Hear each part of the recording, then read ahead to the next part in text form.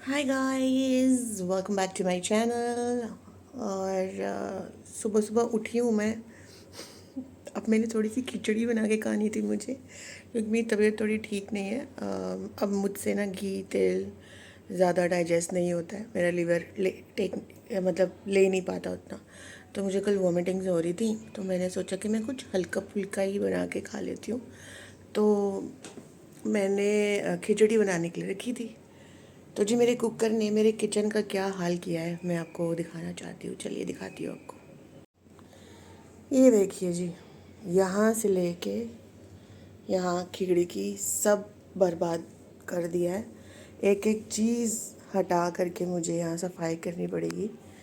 ये इस कुकर का काम है। ये मुझे समझ में नहीं आता कि ये जो हॉकिंस का फ्यूचूरा कुकर है, इसको यूज़ कैसे करना है। मैंने मार्किंग के हिसाब से ही पानी रखा था, उसके बावजूद ये हाल किया है इसने मेरे। अगर इस तरफ सीटी का मुंह होता तो यहाँ सारा ख़राब करता, इस तरफ होता तो यहाँ सारा ख़राब करता, इस तरफ था खिड़की की तरफ तो ये देखिए। मेरे को पता है चूल्हे के नीचे भी बहुत बुरा हाल होगा। तो अभी ये सब कुछ हटा करके हम सफाई करेंगे। तो चलिए इस सफाई अभियान में आप मेरे साथ जुड़ जाइए। ये सब क्लीन करते हैं और जो भी यहाँ पे फालतू की बिखरी हुई चीज़ें इनको हटा करके समेट के रख देंगे। चलें फिर, चलिए शुरू करते हैं। Hello my lovely people, welcome back to my channel. और जी देख लीजिए, किचन की एक्चुअल में अब मैं अच्छे से क्लीनिंग करने वाली हूँ। और इसको आप डीप क्लीनिंग कह भी सकते हैं, सेमी डीप क्लीनिंग भी कह सकते हैं, क्योंकि कबर्ड्स को मैंने हाथ नहीं लगाया है। फ़िलहाल मैं सिर्फ जो है स्लैब का जितना एरिया है उसको, चूल्हे को इंक्लूडिंग जो है विंडो एरिया, इस सब को क्लीन करने वाली हूँ। तो शुरुआत हमने साइड से की थी, सारा सामान हटा करके अच्छे से हमने उसको क्लीन करके। और मेरी आदत है इस तरीके से मैं ज़रूर बिछा देती हूँ। इससे क्या होता है ना कि कभी भी कोई तेल वेल का दाग नीचे नहीं लगेगा। और रेंटेड प्रॉपर्टी हो ना, तो हर चीज़ को संभाल के इस्तेमाल करना चाहिए।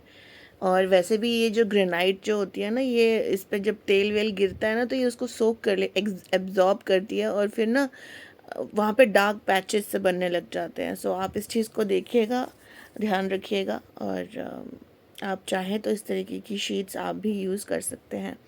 ये रीयूजेबल होती हैं, वॉशेबल होती हैं। सो एवरी कुछ तो मैं हर हफ्ते बदल देती हूँ, कुछ मैं हफ्ते में 2 बार, कुछ मैं 10 दिन में 1 बार। तो इस तरीके से मैं बदलती रहती हूँ। ये जो निकलती हैं ना शीट्स, ये यूज़ होती हैं। जैसे मैं इनको वाइपिंग के लिए यूज़ कर लेती हूँ, डस्टिंग के लिए यूज़ कर लेती हूँ। तो अभी भी मैं देखिए यूज़ कर ही रही हूँ। ये जो शीट देख रहे हैं आप, पिंक कलर की पड़ी है, ये जो यहीं से निकली थी और यही यूज़ हो रही है। तो मैंने जो बर्नियाँ थी अचार की, वो खाली हो चुकी थी, उनको साफ़ करके रख दिया है उल्टा करके, क्योंकि अभी हम इसमें अचार बनाकर डालेंगे। और ये घी की बरनी थी, इसको भी मैंने बहुत अच्छे से क्लीन करके रख दिया था। और ये नमक की, और मेरे को नमक भरना था, पता नहीं लेकिन मैंने नमक कहाँ रख दिया, मुझको मिला नहीं। तो फिर मैंने ऐसे ही जो है फ़िलहाल रख दिया है।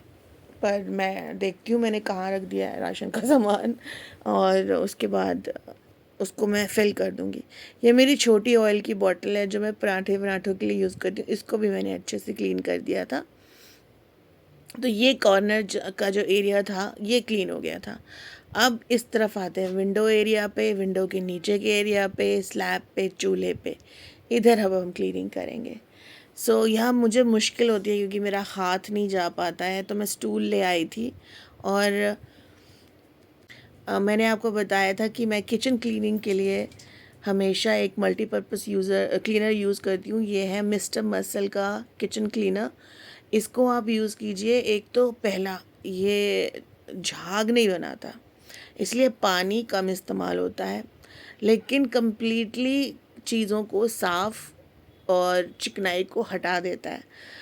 तो ये 2 फ़ायदे होते हैं। क्योंकि आप ज़्यादातर जो भी क्लीनर यूज़ करते हैं वो इतना ज़्यादा झाग बनाता है कि आपको बहुत सारे पानी की ज़रूरत पड़ती है उसको बार बार हटाने के लिए, क्लीन करने के लिए। पर ये किचन क्लीनर इतना अमेजिंग है कि इसमें बिल्कुल भी झाग नहीं बनता। आप देखिएगा कहीं भी झाग नहीं बनेगा, बिल्कुल चिकनाहट नहीं होती है। लेकिन इसका जो काम है, चिकनाई को हटाना, चीज़ों काई को हटाना, चीज़ों की जैसे काली काली जम जाती है उसको साफ़ करना, कम्प्लीटली साफ़ कर देता है। इनफैक्ट जो मेरा एग्जॉस्ट फ़ैन है किचन में, उसमें जैसे वो काला काला सा जम जाता है ना सारा ऑयल और सब कुछ, उसे भी ये 5 मिनट के अंदर एकदम साफ़ कर देता है। All you have to do is उसको आप मांज दीजिए और किसी अच्छे से गीले कपड़े से साफ़ कर दीजिए, जो मैं 15-20 दिन में एक बार करती हूँ। और डिपेंड करता है कि मेरा एग्जॉस्ट कितना गंदा हुआ हुआ है।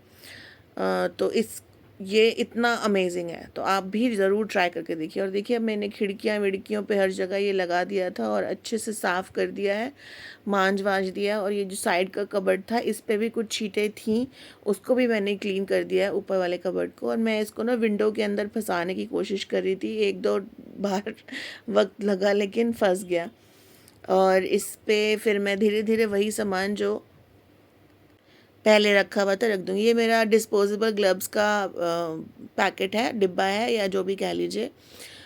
मैं यूज़ करती हूँ इसे, लेकिन कई बार भूल भी जाती हूँ। तो मैं ज़्यादातर यूज़ करना चाहती हूँ जब मैं कोई चीज़ आटा वाटा गूंदनी हूँ उस टाइम पे, या रोटी वोटी बनाने के टाइम पे। पर मोस्ट ऑफ़ द टाइम मैं भूल ही जाती हूँ। जब मैं नेल्स बहुत बड़े बड़े थे, मैं बहुत ही नेल्स के ऊपर ध्यान देती थी, तब तो मेरे को ये डिस्पोजेबल ग्लव्स चाहिए ही चाहिए होते थे, क्योंकि मैं नहीं चाहती थी कि मेरे नेल्स में आटा घुस जाए, अनहाइजीनिक हो जाता है वो। तो रोटी बनाते हुए, आटा गूंदते हुए मैंने पहनने ही होते थे।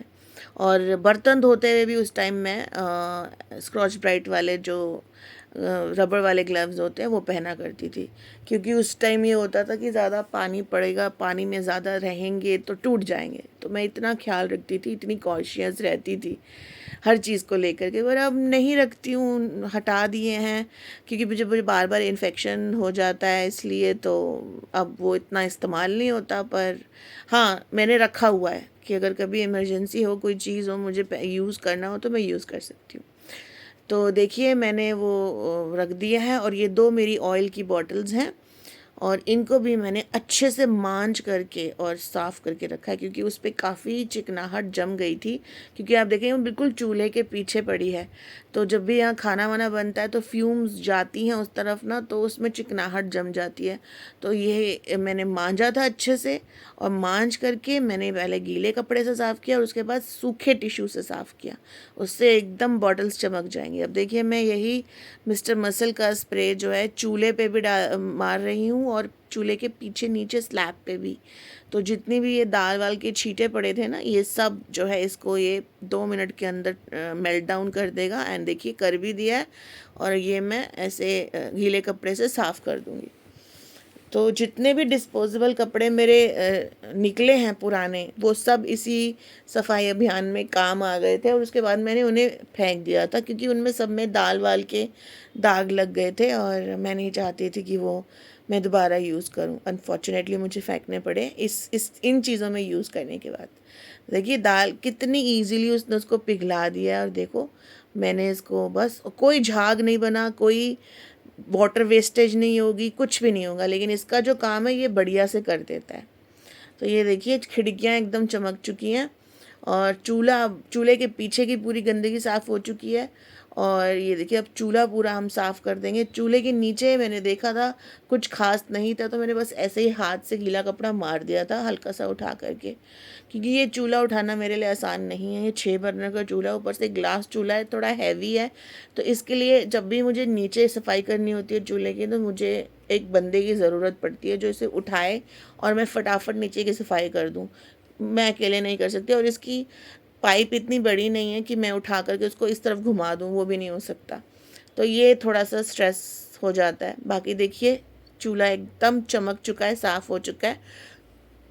अब थोड़ा सा एरिया जो खिड़की का है वहाँ पे भी हम डिस्पोजेबल या रीयूजेबल जो क्लॉथ है उसको लगा देंगे। बर्नियों के ढक्कन धोकर मैंने बर्नियों के ऊपर रख दिए थे ताकि वो मिसप्लेस ना हो जाए।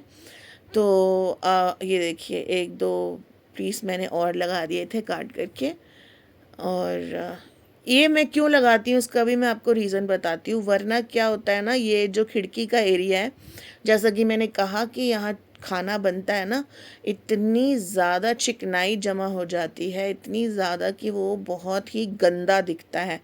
And you know every time जो है इतना इजी नहीं होता है डीप क्लीनिंग करना। अब जैसे मैं हफ्ते में एक बार जो है कर सकती हूँ, या हफ्ते में या 2 हफ्ते में एक बार कर सकती हूँ। ये कपड़ा हटाया और कुछ नहीं करना, मुझे गीला कपड़ा हल्का सा मारा और दोबारा से कपड़े लगा दिए। एंड दीज ये जो कपड़े हैं ये रीयूजेबल हैं, तो मैं इनको फिर संभाल के रख देती हूँ अगर ये ज़्यादा गंदे नहीं होते हैं तो।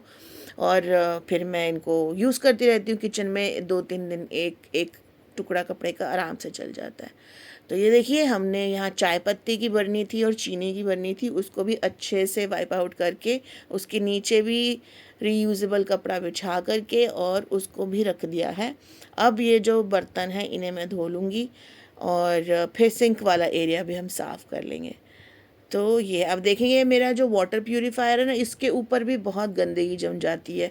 तो मैं क्या करती हूँ, मैंने एक किचन क्लॉथ उसके ऊपर रखा हुआ है। तो क्या होता है, जब भी इसकी सर्विसिंग होती है वो किचन क्लॉथ हटता है, हम उसको वॉश कर लेते हैं और उससे और एक और किचन क्लॉथ जो है वहाँ डाल देते हैं।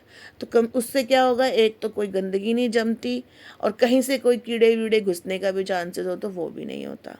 तो ये आप करके देखिए, आपको अच्छा लगेगा। इससे किचन ज़्यादा क्लीन रहता है, काई वाई नहीं जमती। स्पेशली जिनके जो रेंटेड प्रॉपर्टी में रहते हैं हम लोग, अब चिमनी विमनी तो लगा नहीं सकते, एग्जॉस्ट ही है, तो एग्जॉस्ट जितना पावरफुल है उस हिसाब से ही काम करता है।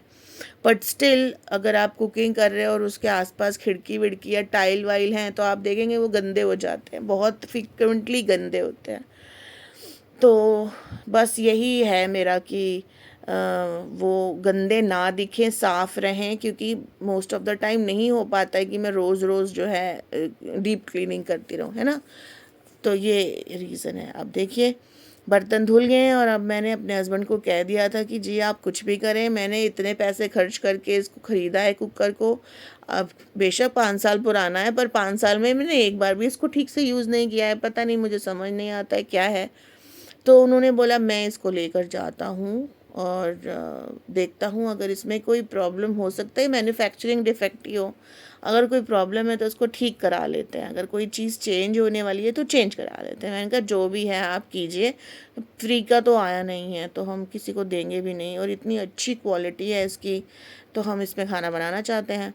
खैर एनीवेज, तो आप देख लीजिए जी, उस तरफ भी हमने पूरा स्लैब व्लैब क्लीन कर लिया था, इधर भी हमने सब क्लीन करके और जो चीज़ जहाँ रखने वाली थी वहाँ रख दिया था एंड इट वाज डन।